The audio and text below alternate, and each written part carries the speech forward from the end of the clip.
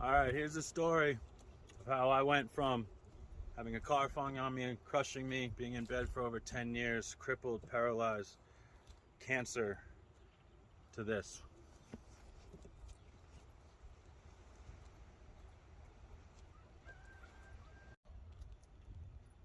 So it was a stormy day in my house. My son and his uncle and everybody were over hanging out, and my son left and he hit a pothole and popped the tire in his car. So I went over to help him. He called me, complained that he couldn't do it himself. Of course, nobody can do anything without me. So I went over to help him, and he forgets to put the emergency brake on the car. When he gets out of the car, and I didn't double check because it was storming out. We were in a rush. I was just trying to get the tire changed. So I took the bad tire off, went to the back of the truck or the car. It was a old Lincoln Continental, one of those big old mobster ones.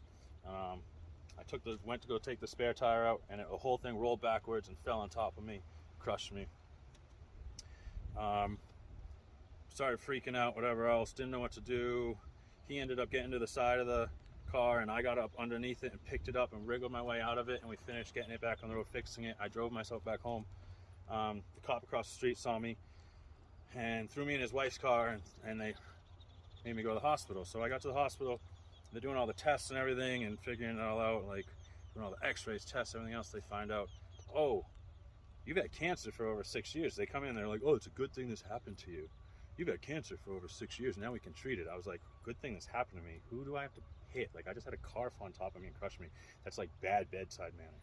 So they start treating all that too. So a few weeks before that, I had broken my back. I was pulling a big tarp off the back of the truck filled with loam and stuff, and I didn't take enough off of it, and I was just trying to beast it out, and I broke my back, and my butt cheek came torn from the spine and detached.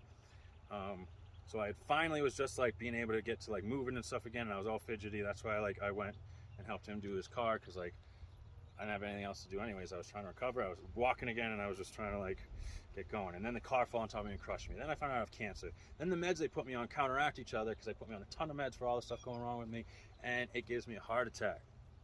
So now I'm in bed.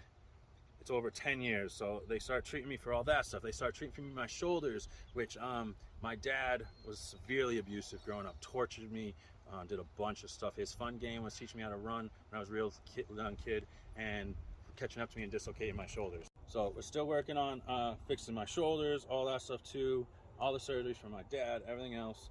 And then they give me an infection when they start working on this side, an inch from my heart, and paralyze the entire left side on top of it. So they're treating all this stuff, and I'm just at my end. I don't know what to do. I'm doing everything I can. I'm doing rehab. I'm changing my life around.